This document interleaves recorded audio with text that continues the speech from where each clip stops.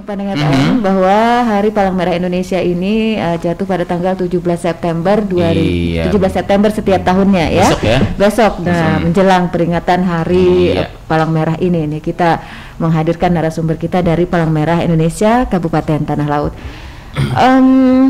Mungkin bisa bercerita sedikit dulu nih tentang sejarah Palang Merah itu seperti apa sih Mas? Kita mengulas kembali ya sebelum kita membahas apa saja yang sudah dikerjakan oleh Palang Merah Indonesia Kabupaten Tanah Laut. Silakan Mas Jahid. Sedikit kembali ke masa lalu. Jadi kemarin di awal-awal bulan September sedikit ada ribut di sosmed itu bahwa Hari Palang Merah itu Palang Merah Indonesia tanggal 3 September. Namun itu sudah ada klarifikasi dan press release dari PMI Pusat. Jadi sebenarnya 3 September itu perintah Bung Karno untuk mendirikan Palang Merah Indonesia. Nah, jadi itu baru perintah. Kalau bahasa kita itu apa ya? Baru melamar, belum nikah ya. baru dilamar ya. Baru dilamar. Nah, jadi setelah 1 bulan kemerdekaan, maka resmilah Palang Merah dibentuk di Indonesia, yang diketuai dulu langsung oleh wakil presiden waktu itu. Berarti Bung Hatta ya? Bung Hatta. Setelah jadi yang kemarin diributkan itu emang beredar di sosmed dan di mana-mana 3 September. Tapi pada kenyataannya ya itu hanya perintah Bung Karno. Oh iya, itu pembentukan ya. Pembentukan. Banyak juga yang menyatakan perintah Bung Karno itu untuk menguatkan kemerdekaan kita. Karena Palang Merah itu sifatnya internasional, artinya ketika ada Palang Merah di satu negara, dia diakui, berarti di internasional juga diakui kemerdekaan kita. Seperti itu. Itu ada yang beberapa orang berpendapat demikian, begitu. Jadi untuk menguatkan kemerdekaan kita seperti itu.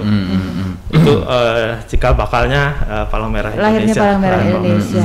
Nah, berarti sekarang sudah berapa nih usianya nih Mas Jahid? Kalau usia sekarang 76, sesuai sama-sama dengan kemerdekaan kita. Karena kemerdekaan hanya di bulan Agustus, September 17 Agustus kemerdekaan, kemudian 17 September Hari Palang Merah Indonesia. Ada juga rumor yang beredar tentang Palang Merah Nasional. Nah, ini juga perlu kita luruskan nih Mas Jahid. Apakah memang ada istilah Palang Merah Nasional itu, atau cuma ada Palang Merah Indonesia di Indonesia ini? Gimana tuh? Sesuai Undang-Undang Nomor 1 2018 yang ada tuh Palang Merah Indonesia. Palang Merah Indonesia. Jadi nasional itu adanya himpunan. Jadi kalau dibicara internasional ada himpunan Palang Merah nasional. Nasional itu ada di Malaysia, ada di Amerika Serikat, dan di dunia mana-mana itu disebutnya Palang Merah nasional. Nah, itu kalau sikap pernyataan itu di tingkat internasional. Tapi kalau kita di Indonesia disebutnya Palang Merah Indonesia. Berarti kalau yang nasional tadi itu merupakan suatu wadah ya, bagi himpunan nasional. Bagi Palang Merah yang ada di masing-masing negara seperti itu. Jadi pendapat seperti ini yang harus diluruskan ya rekan-rekan Tuntung Pandang FM, bahwa di Indonesia hanya ada Palang Merah Indonesia. Karena sampai saat ini situs juga masih ada yang menceritakan hal yang demikian ya. Sampai sekarang belum ada di DLT ya. Jadi tetap dibaca oleh oleh karena itu kita perlu menyampaikan informasi yang benar ya, karena memang dengan keterbukaan informasi saat ini, informasi apa saja bisa beredar. Tinggal pintar-pintar kita nih untuk memilih informasi mana yang valid dan bisa dipertanggungjawabkan seperti itu. Nah, kita ini sudah melihat ya, saya juga sering bersama dengan Kak Yana ini, Palang Merah ini besar sekali perannya, terutama dalam memberikan bantuan-bantuan kemanusiaan dan juga bantuan-bantuan sosial nih. Nah, mungkin bisa diceritakan ada rencana nggak dalam rangka Hari Palang Merah ini, mungkin PMI Tanah Laut mau ada bakti sosial atau mau ada kegiatan-kegiatan lain dalam rangka memperingati Hari Palang Merah ini? Yang jelas untuk memperingati Palang Merah Indonesia ini, PMI Tanah Laut insya Allah akan melaksanakan apel pada tanggal 18. Namun rangkaian kegiatan di situ ada pelatihan-pelatihan untuk relawan dalam rangka menghadapi bencana tanggap banjir apa segala macam kan. Kita melatih kader-kader dari PMI Tanah Laut. Yang kedua itu ada kegiatan kita. Kegiatan kita itu penggalangan dana untuk membantu warga kita yang terkena banjir di Kalimantan Tengah. Karena kita kita kemarin waktu kita banjir di Kecamatan Kurau dan Bumi Makmur, alhamdulillah luar biasa juga warga PMI kita yang dari Kalteng juga kan, terus donatur yang dari Kalteng itu kan membantu barang-barang berupa pakaian juga, dari makanan juga kan. Alhamdulillah gitu, sangat membantu sekali. Jadi kita juga dari PMI Tanah Laut menggalang dana untuk membantu warga kita di sana. Insya Allah mungkin tanggal 23 ya Pak Ahid ya, ada penyerahan langsung bantuan dari PMI Tanah Laut kepada PMI Kalimantan Tengah. Kalimantan Tengah seperti itu. Nah, untuk rekrutmen dari kader-kader PMI sendiri itu sifatnya seperti apa? Apakah per kecamatan itu ada direkrut atau memang siapa saja yang mau hadir untuk bebas aja gitu, atau di setiap kecamatan ada perwakilan gitu?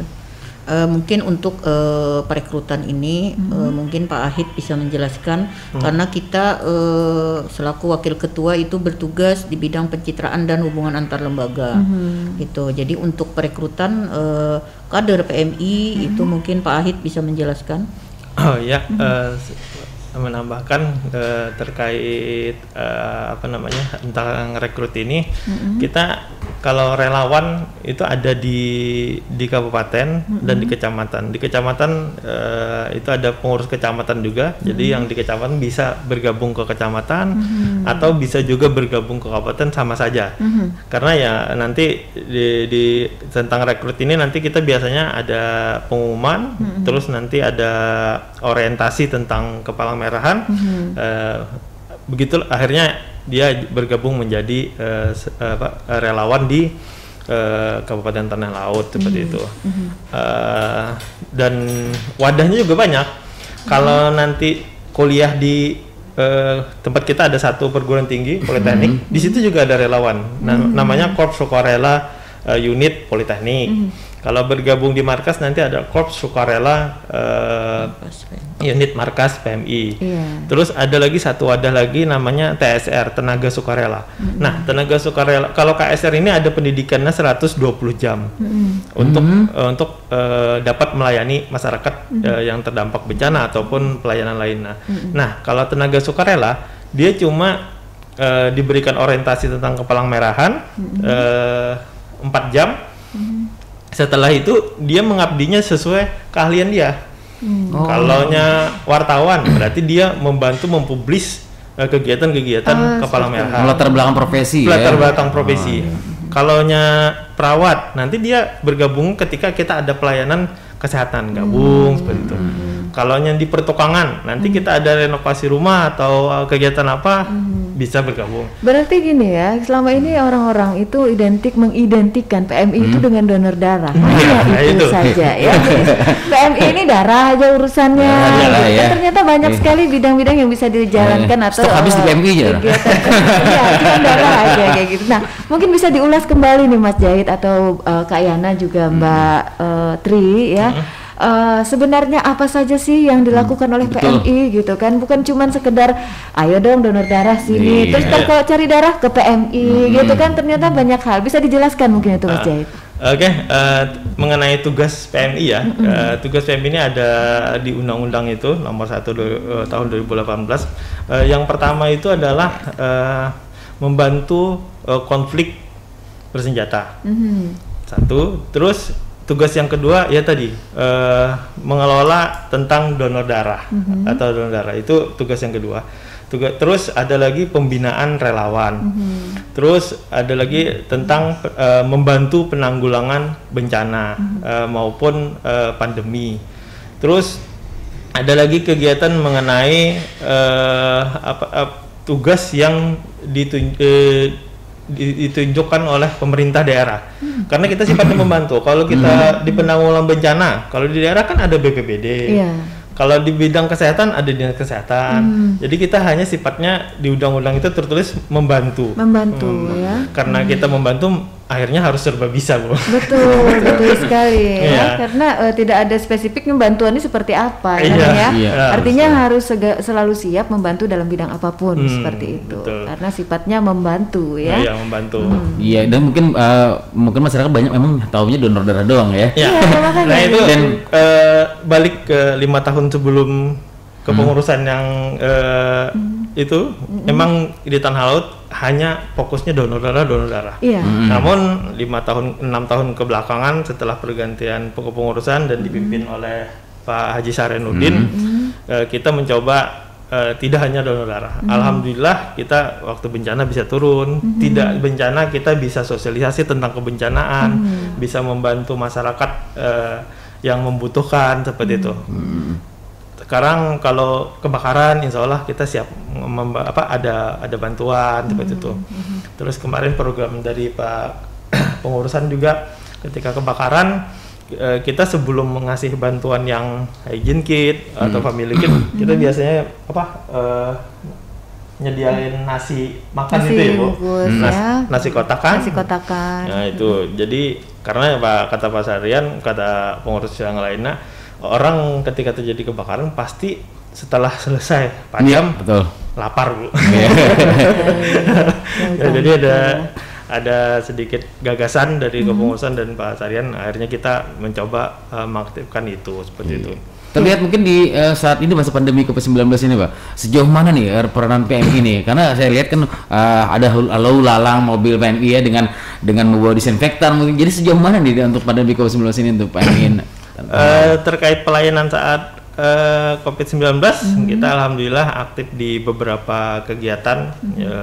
Waktu awal-awal kita aktif di hotline COVID, seperti media center kemarin, bergabung dari Diskominfo, BPBD dan lain-lain juga kemarin kan.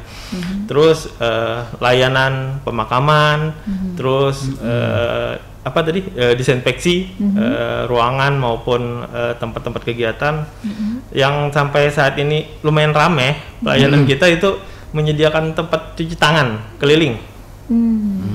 Jadi ada portable seperti itu. Portable. Jadi kan sekarang ketika ada acara kawinan, resepsi, hajatan. Waktu ini sudah mulai ramai lagi karena kemarin level 4 sepi. Kayak emang nggak boleh kan? Iya, tidak boleh ada. Terus membagikan tempat cuci tangan itu, terus bagikan masker kemarin sempat juga. Namun yang di akhir-akhir sekarang ini yang lumayan aktif yaitu penyemprotan sama penyediaan tempat cuci tangan keliling itu. Karena salah satu syarat dari gugus tugas ketika melaksanakan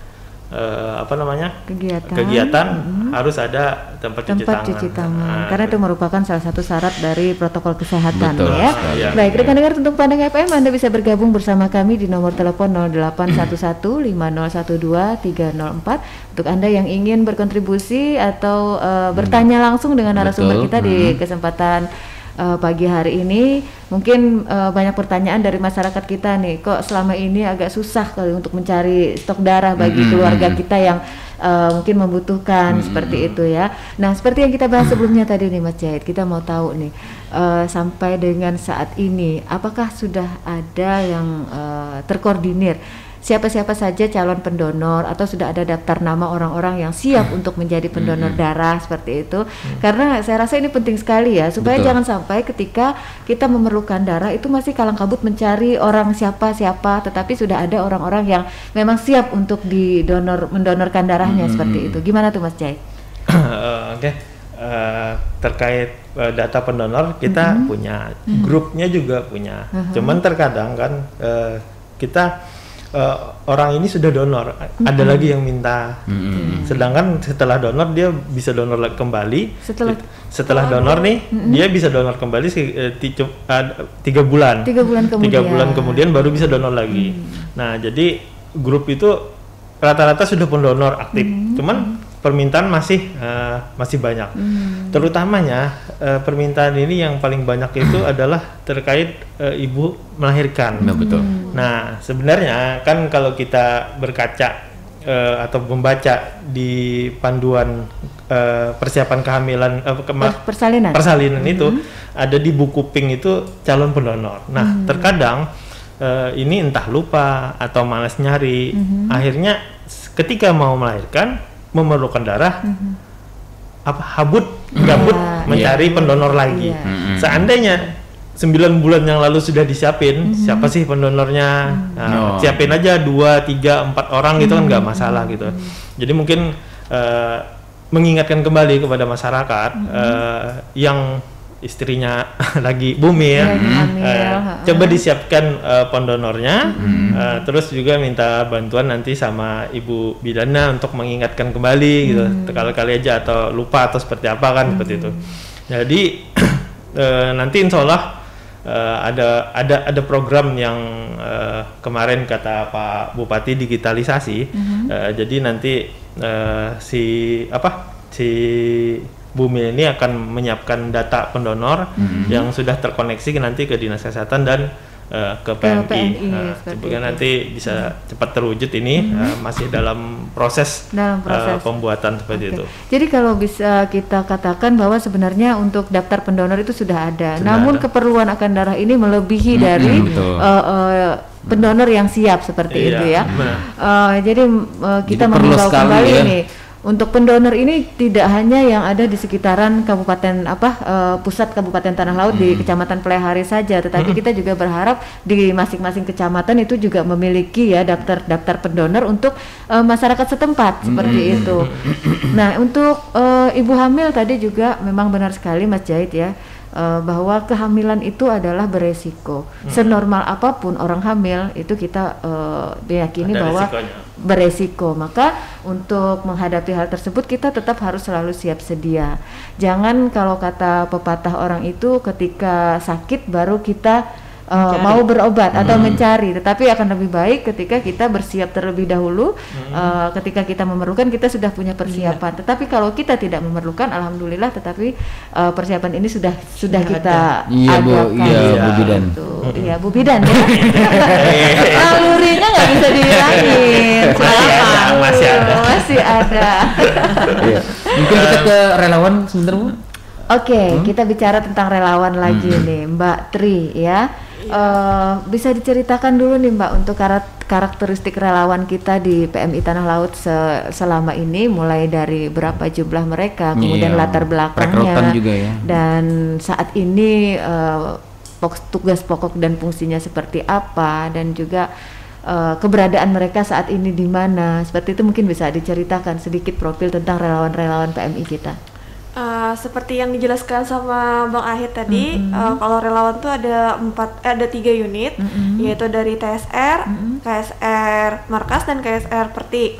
Untuk KSR Perti sendiri itu perekrutannya di kampus, jadi untuk anggota relawannya dari kampus, dari perguruan tinggi ya, dari mahasiswa. Untuk KSR Markas itu bisa selingkup untuk Kabupaten Tanah Laut, jadi entah di Jorong atau di Bati-Bati itu bisa masuk di KSR Markas, selama dia tidak ada ikut di KSR Perti, itu boleh masuk ke KSR Markas.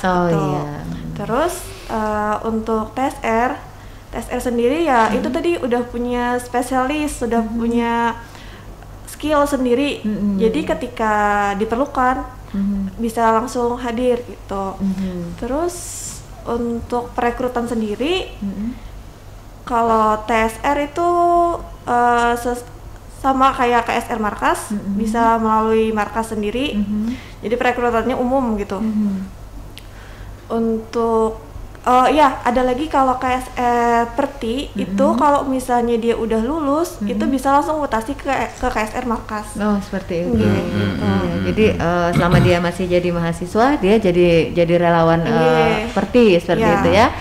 Namun setelah dia sudah lulus dari mahasiswa, dia akan bergabung di relawan Markas. Nah, untuk rekrutmennya sendiri itu apakah ada waktu-waktu tertentu ya untuk open rekrutmen PMI ini, terus ada pendaftaran, terus ada, atau bebas aja siapa yang bisa datang untuk menjadi relawan kemudian bisa kita rekrut seperti itu? Untuk KSR Markas itu tuh biasanya 1 tahun sekali, Bu. Tapi kalau untuk KSR Perti sama 1 tahun sekali. Tapi kalau untuk kayak skill tertentu tuh bisa dadakan ya Bang ya. Kalau misalnya kita perlu untuk bagian dokumentasi atau mungkin bagian komunikasi itu diadakan rekrutmen gitu. Sesuai dengan keperluannya dan stok yang ada ya. Misalnya di PMI itu belum punya untuk relawan yang di bidang komunikasi, ketika diperlukan kita mencari rekrutmen seperti itu. Sedikit menambahkan kenapa yang TSR tadi bisa bergabung begitu saja, karena kalau KSR itu kan korp itu kayak satuan, kelompok gitu. Kalau TSR tenaga sukarela, perorangan dia gabung bisa. Nah, ketika bergabung perorangan, keahlian apa, ini terus kita kasih orientasi tentang apa sih Palang Merah, apa sih gawiana gitu. Kadang ada juga gajinya berapa, namanya relawan. Namanya relawan ya, harusnya sukarela. Sukarelawan. Suka dengan rela. Di akhirat terjadinya. Lahan lagi. Luar biasa. Karena memang ini ya, ini adalah suatu aksi kemanusiaan, aksi sosial yang lebih mengedepankan kepada jiwa-jiwa penolongnya. Jadi tidak mencari salary atau mungkin tidak berkaitan terlebih dahulu kita terhadap yang namanya uang seperti itu. Nah, jadi luar biasa orang-orang yang bergabung di PMI ini benar-benar adalah orang-orang yang memiliki jiwa sosial yang sangat tinggi. Seperti yang disampaikan Mas Aid tadi, namanya juga relawan, berarti harus rela harus. Dan juga mungkin tidak perlu yang namanya rekrutmen ya, karena sebenarnya panggilan hati. Panggilan hati ya. Jadi nggak usah menunggu rekrutmen atau gimana. Kalau mau gabung aja langsung ya. Apalagi sekarang kita banyak komunitas-komunitas ya, penggemar hobi itu banyak sekali di Tanah Laut ini, banyak sekali. Jadi kalau sekedar nongkrong doang, dari sekedar penggemar hobi doang yang nggak ada, lebih baik bergabung atau gimana ya? Bagaimana untuk terkait komunitas tadi? Kita mengharapkan semoga banyak pendengar yang kita mengharapkan komunitas ini, karena kelangkaan darah tadi, kembali ke darah tadi, pada saat pandemi ini kita tidak bisa melaksanakan kegiatan outdoor yang mengumpulkan orang banyak. Nah, mungkin pada komunitas ini bisa datang ke kami. Kami siap melayani. Artinya jam berapa, hari apa dari komunitas misalkan goes. Nah, nanti datang ke PMI untuk anggotanya bisa mendonorkan darah seperti itu. Karena kami saat ini kenapa banyak yang kekurangan darah, kita pada saat pandemi ini tidak bisa melaksanakan kegiatan luar yang biasanya disitulah kita banyak mendapatkan darah seperti itu. Dari PMI sendiri nih, apakah sudah ada upaya Mas untuk menjaring para pendonor melalui surat edaran mungkin atau undangan terhadap komunitas-komunitas atau kelompok mana saja yang kita harapkan itu bisa menjadi salah satu pendonor? Apakah sudah ada upaya ke arah sana? Kalau edaran itu sudah ada. Yang sangat aktif terkait komunitas itu adalah komunitas dari CB. CB itu mereka rutin 3 bulan melaksanakan donor, bergabung ke PMI seperti itu tuh. Nah, terus ada juga yang aktif di desa-desa. Ada juga yang di bidannya yang aktif, seperti di bidan di Damit, dia rutin 3 bulan. Terus di Sumber Makmur dia rutin juga. Nah, itu yang kita harapkan, minta bantuannya di desa-desa bisa melaksanakan kegiatan-kegiatan donor darah itu. Teknisnya sendiri seperti apa nih Mas? Kalau misalnya di kecamatan atau di desa itu mau melakukan kegiatan aksi donor darah ini, mungkin bisa saja kegiatan ini tidak terlaksana karena ketidaktahuan dari masyarakat desa. Dipikirkan, aduh susah gimana sih caranya. Mungkin Mas Jahid bisa ngomong, kebanyakan mereka takut akan berapa biayanya ya kalau manggil orang kabupaten, biasanya kayak gitu kan. Kita kan nyiapkan tenda katanya segala macam jadi mungkin itu bisa diceritakan dulu gimana teknisnya nih, agar bisa membuka wawasan masyarakat kita. Kalau udah tahu, oh ternyata gampang, yuk kita laksanakan seperti itu. Terkait teknis kita cukup mudah, nanti tinggal koordinasi, kita menentukan jadwal hari apa, jam berapa. Jadi mungkin bisa via telepon atau nanti bisa bersurat juga, bisa juga, nggak masalah, via telepon juga bisa seperti itu. Jadi kita siap datang kemana saja. Jangankan wilayah Tanah Laut, di wilayah luar Tanah Laut pun kita sering dipanggil seperti itu, dengan koordinasi dengan PMI setempatnya gitu. Jadi yang diperlukan, kita menyiapkan semua seperti snack pendonor. Untuk pendonor kita siapin. Itu kita yang nyiapin, nggak perlu panitia. Nah, yang paling penting dari kegiatan itu kita hanya butuh calon pendonor. Siapin calon pendonornya karena belum tentu bisa didonor jadi calon ya. Calon pendonor sama tempatnya. Kalau di ruangan bisa di aula atau di mana. Kalau di luar ruangan ya minimal tenda lah, kesian bawa panas ya kalah. Artinya tidak memerlukan satu tempat yang khusus seperti itu ya. Yang penting di mana paling tidak bisa berteduh seperti itu. Nah, jadi para pelaksana yang ingin melaksanakan donor darah ini tidak begitu rumit ya, cukup menyediakan tempat dan menyediakan orangnya. Pendonornya, dia didata dulu ya. Untuk konsumsi ataupun snack bagi pendonor darah sudah disediakan oleh PMI dan para petugas PMI sendiri pun tidak dibayar ya. Tidak dibayar. Jadi tidak perlu khawatir. Dan masyarakat yang dipanggil untuk bisa mendonorkan darahnya itu juga sudah melalui pemeriksaan apakah dia bisa untuk mendonor atau tidak. Jadi nggak perlu khawatir dan nggak perlu takut ya untuk masyarakat. Takut didonor, jangan-jangan nanti pingsan dan sebagainya. Kalaupun memang dia tidak memenuhi syarat untuk didonor, dia tidak akan didonor. Harus diperiksa terlebih dahulu. Nah, sepanjang ini nih, Kayana mungkin bisa cerita sepanjang ini bagaimana upaya PMI Tanah Laut ini dalam rangka untuk menjaring para calon-calon pendonor ini. Mungkin kebetulan kita juga di PMI sebagai wakil ketua dan juga kita sebagai penyuluh agama, kita juga mengajak kepada masyarakat itu untuk donor darah. Cuman masyarakat di masa pandemi ini dia itu selalu bertanya, dia takut untuk donor itu takut di swab katanya. Itu salah satunya. Apakah swab itu merupakan salah satu syarat? Tidak ada. Virus tidak ada di darah. Tidak ada swab. Padahal cuman ketakutan masyarakat tuh seperti itu karena masa pandemi ini kan. Cuman kita berupaya berjuang untuk menyampaikan ke masyarakat untuk donor darah ini. Kami juga bergerak ke desa-desa, terus koordinasi dengan kepala desa juga ada, kita mengajakkan terus ke bidan desa juga kan, penyuluh agama yang sering menyampaikan di pengajian majelis taklim juga kan itu. Cuman di beberapa kali ini biasanya anggota DPR yang sering kerjasama dengan kita ya melakukan riset itu adalah Pak almarhum Edi Purwanto. Itu beliau kalau melaksanakan riset di desa ya Pak Ahitlah beliau riset beliau melaksanakan kegiatan donor darah itu alhamdulillah sangat bantu. Jadi kami berharap juga kepada anggota DPR yang lain kalau ada riset apa segala macam gitu kan, PMI paling tidak dilibatkan. PMI bisa dilibatkan lah untuk donor di masyarakat, itu kita siap. Yang jelas Ibu Eta, PMI ini tidak bergerak khusus mengurusi donor darah apa yang disampaikan oleh Pak Ahit tadi. Alhamdulillah dari beberapa ini bukan masalah kebanjiran, kebakaran juga bukan Pak Ahit ya.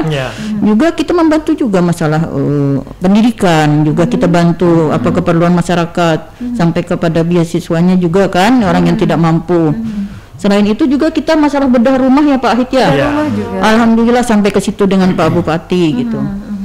Dan alhamdulillah kami sangat bersyukur juga dengan ketua kami Pak Syahrian Nurdin ini sangat luar biasa lah PMI. Alhamdulillah kita melihat ya memang beberapa tahun terakhir ini kan kita luar biasa. Alhamdulillah kan ibaratnya tuh kita alhamdulillah berjuang untuk masyarakat dan alhamdulillah terus terang kita beberapa kali juga ditanya, Bu Yana kok ini berapa gajinya? Alhamdulillah saya bilang gajinya nanti mungkin di akhirat aja.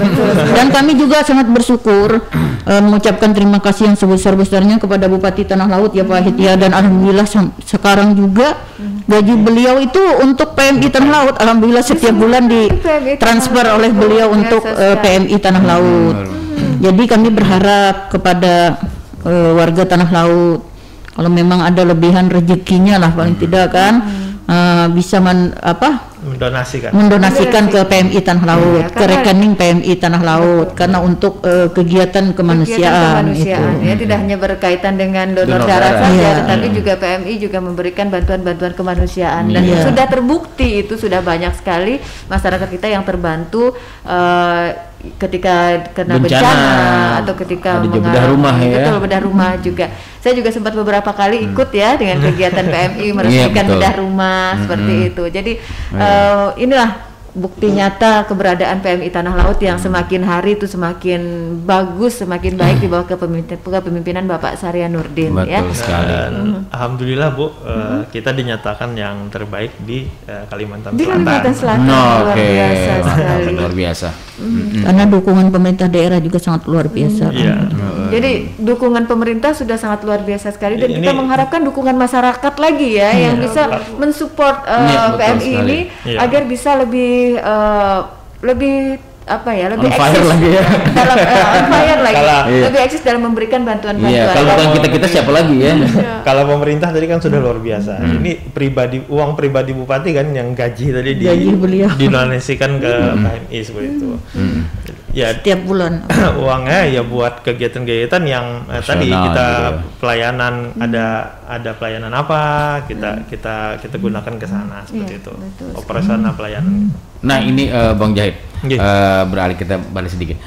Sekarang di masyarakat itu kan kita masa pandemi COVID-19 ya, dan di masyarakat itu kadang ada orang yang terkonfirmasi mungkin isolasi mandiri dan segala macam.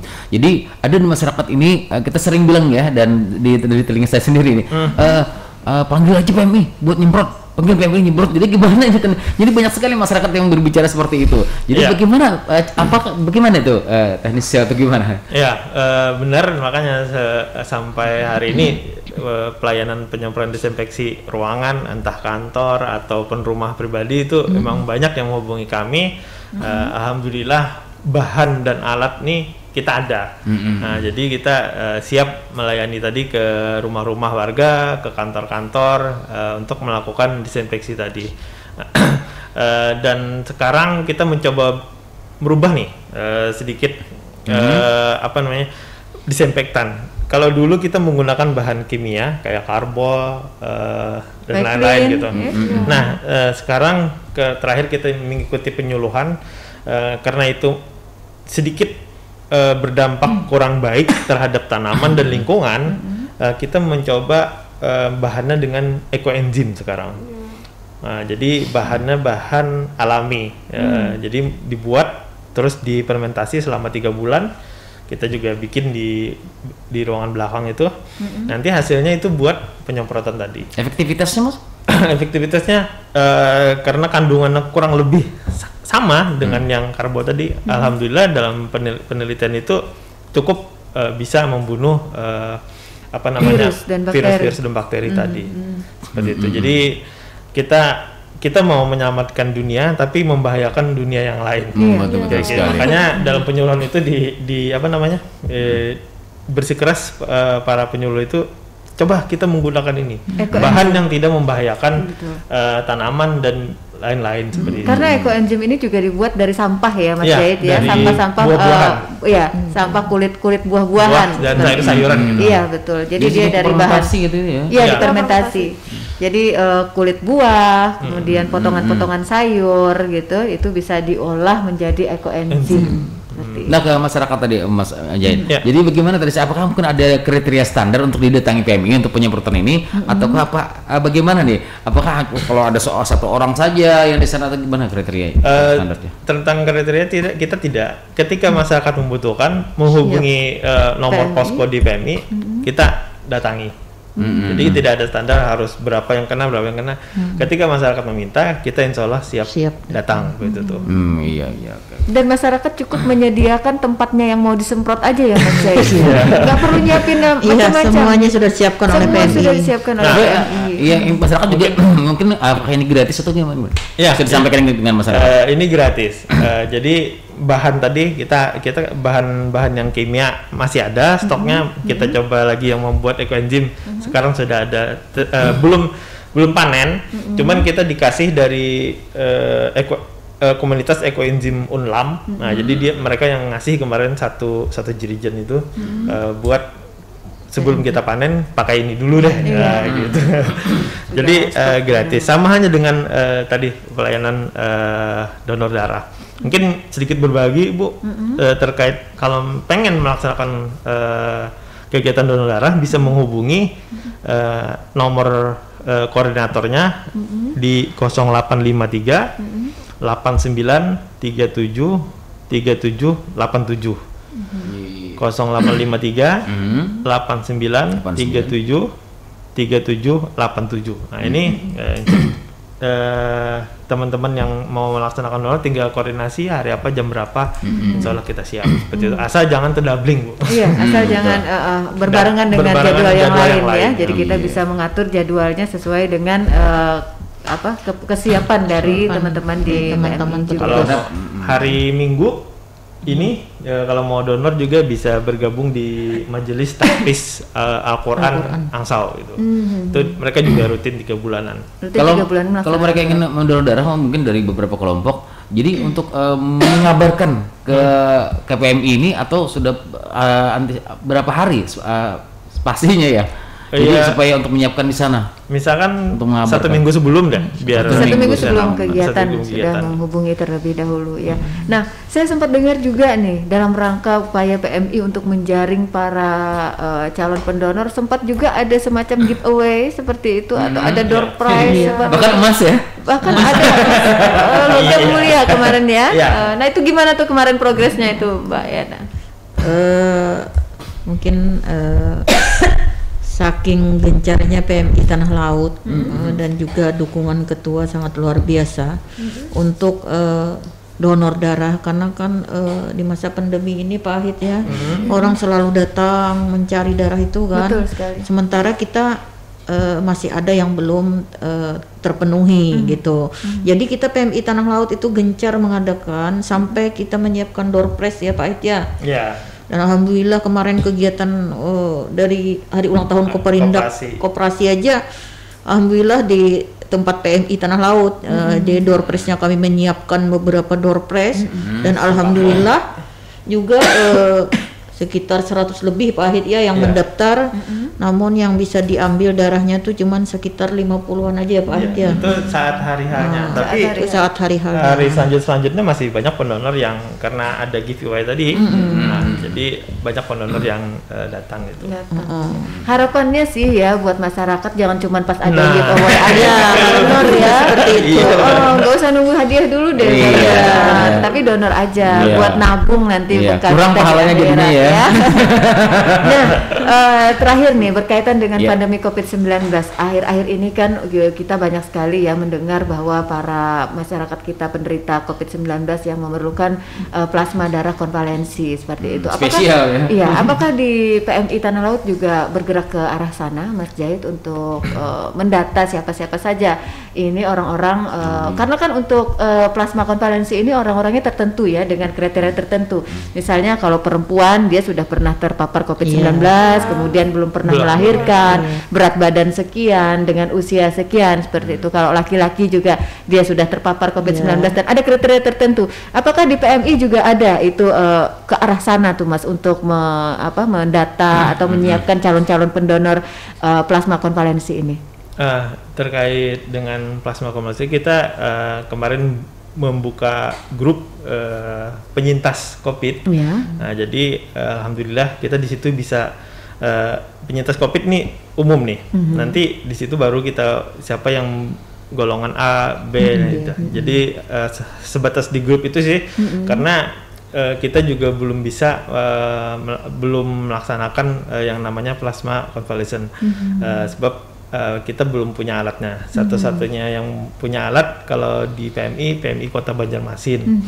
Nah, namun kita saat ini membantunya karena ceknya tuh jauh ke Banjarmasin. Jadi kita misalkan ada calon pendonornya ke PMI kita cek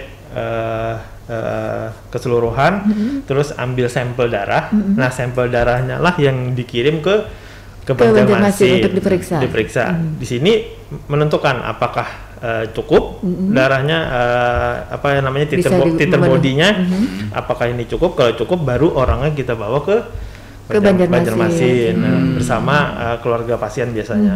Jadi membantu sebatas itu sementara karena kita belum bisa mengolah plasma itu sendiri ya.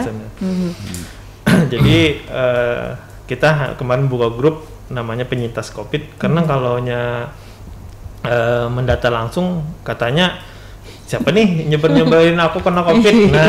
Nah itu juga hal yang mesti kita luruskan di masyarakat ya, bahwa COVID itu bukan suatu aib. Jadi untuk apa kita takut atau malu? Yaitu kalau kita sudah pernah terpapar COVID sebenarnya itu bukan suatu hal yang memalukan atau bukan sesuatu aib. Jadi jangan ditutup-tutupi, justru ketika kita menyatakan bahwa diri kita adalah seorang penyintas COVID, kita bisa menjadi penolong bagi orang lain yang memerlukan seperti itu. Karena memang COVID ini juga, saya juga agak bingung ya, kenapa kok orang-orang ini begitu malu atau begitu enggannya mengakui bahwa dirinya terpapar COVID. COVID ini kan tidak jauh beda sebenarnya dengan penyakit-penyakit biasa seperti pilek, flu yang kita alami kan juga dikarenakan oleh virus ya, bukan dikarenakan oleh tindakan atau perilaku yang mungkin tidak sesuai dengan norma kehidupan kita, tidak masalah seperti itu. Jadi untuk apa ditutup-tutupi gitu ya. Iya. Ini penjagaan jarak itu Mbak yang namanya di masyarakat itu kan kita masyarakat itu kan pikirannya beda-beda dengan kita. Kalau kita yang paham kan alhamdulillah. Cuman masyarakat itu bilang orang yang terkena di desa itu kita nih kan tahu langsung karena kita sering ke masyarakat kan. Tahu langsung, kamu jangan deketin, katanya dia itu terkena COVID katanya. Seperti itu kan. Itu akhirnya kan itu akhirnya di masyarakat paling tidak pemikirannya kan berbeda-beda. Betul sekali. Nah, ini beda dengan kita yang sudah paham dan paling tidak kita memberikan penjelasan edukasi sedikit demi sedikit kepada masyarakat itu. Oke. Baik, rekan-rekan Tuntung Pandang FM sudah cukup banyak hal yang kita bahas terkait Palang Merah Indonesia ini khususnya di Kabupaten Tanah Laut ya, sampai dengan daftar pendonor penyintas COVID juga sudah ada grupnya Mas Jahid ya. Luar biasa sekali dan inilah bukti nyata aksi kemanusiaan yang dilaksanakan oleh rekan-rekan kita yang ada di PMI Tanah Laut, dan tentunya di usianya yang ke-76 tahun ini kita mendoakan semoga PMI semakin eksis, semakin banyak memberikan bantuan-bantuan kemanusiaan untuk saudara-saudara kita yang lain. Tapi eksisnya jangan di bencana. Eksis sebagai penolong, sebagai membantu ya, dalam memberikan dukungan dan juga support bagi yang memerlukan. Bagi yang memerlukan, bagi mudah-mudahan bencana seperti itu. Teman-teman di PMI selalu diberi kesehatan. Amin. Karena selalu bergerak menjalankan tugas kan, tugas kemanusiaan. Baik, sehat selalu Mas Jahid, Kak Yana dan juga Mbak Tri ya. Semoga PMI selalu sukses. Amin. Dan mudah-mudahan semua kegiatan kemanusiaan yang kita lakukan itu akan menjadi bekal kita di akhirat nanti. Baik, rekan-rekan Tuntung Pandang FM, sampai di sini dulu Tanah Laut menyapa kita pada pagi hari ini bersama narasumber kita dari Palang Merah Indonesia Kabupaten Tanah Laut. Dan sekali lagi Mas Jahid, sebelum kita tutup bisa diumumkan kembali untuk hotline nomor WA PMI yang bisa dihubungi dan juga nomor rekening untuk donasi. Iya. Oke, untuk WA atau nomor posko PMI Kabupaten Tanah Laut di 0822 5224 1118. Untuk nomor rekening mungkin nomor rekening Bank Kalsel 007 03 01 34 212 9 atas nama donasi PMI Tanah Laut. Ucapan terima kasih juga kepada teman-teman SKPD maupun organisasi maupun perorangan yang sudah melakukan transfer kepada kita yang rencananya akan kita serahkan ke Kateng yang pernah membantu kita gitu. Betul. Tagline kita juga mereka bantu kita bantu mereka. Oke, luar biasa. Terus tadi malam juga ada dari Ikatan Apoteker Indonesia Tanah Laut memberikan obat-obatan tiga kolik obat-obatan. Insya Allah kita bawa atau serahkan ke PMI Kalimantan Tengah ataupun BPBD Kalimantan Tengah nanti dikoordinasikan kembali itu. Jadi kami ucapkan terima kasih yang sudah membantu di kegiatan kita penggalangan donasi ini. Seperti itu. Terus terima kasih juga kepada Pak Bupati yang setiap bulannya mendonasikan gaji beliau kepada PMI Kabupaten Tanah Laut. Baik, terima kasih Mas Jahid Kayana dan juga Mbak Tri yang telah berkenan hadir di studio kami di kesempatan pagi hari ini. Semoga bincang-bincang kita ini mendatangkan manfaat bagi para pendengar kita.